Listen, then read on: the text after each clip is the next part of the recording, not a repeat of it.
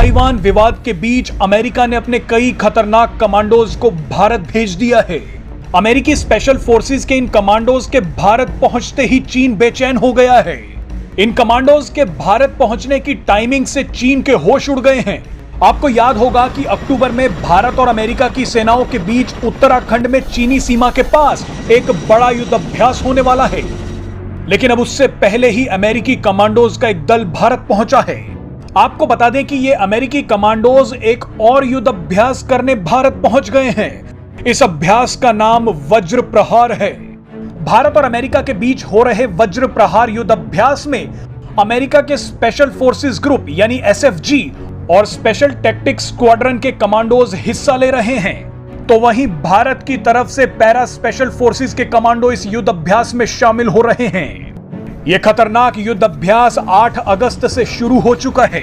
21 दिनों तक चलने वाले इस अभ्यास में दोनों देशों की सेनाएं संयुक्त रूप से पहाड़ी इलाकों में आतंकवाद रोधी अभियानों और वायु आधारित अभियानों को मिलकर करेंगी।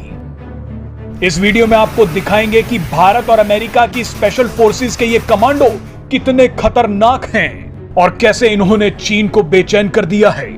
हिमाचल प्रदेश में 8 अगस्त को शुरू हुए सैनिक अभ्यास में दोनों ही देशों की स्पेशल फोर्सेस हिस्सा ले रही हैं और इस अभ्यास के जरिए दोनों ही देशों के स्पेशल फोर्सेस दुश्मनों के इलाके में अचानक उतरकर कमांडो कार्रवाई करने का साझा अभ्यास कर रही हैं। यह अभ्यास 3 हफ्ते तक चलेगा। अक्टूबर में भारतीय और अमेरिकी सेनाएं एक और साझा अभ्यास करेंगी, जो कि हाई ऑल्टीट्यूड यानी ऊंचे पहाड़ों में किए जाने वाली कार्रवाई का अभ्यास होगा।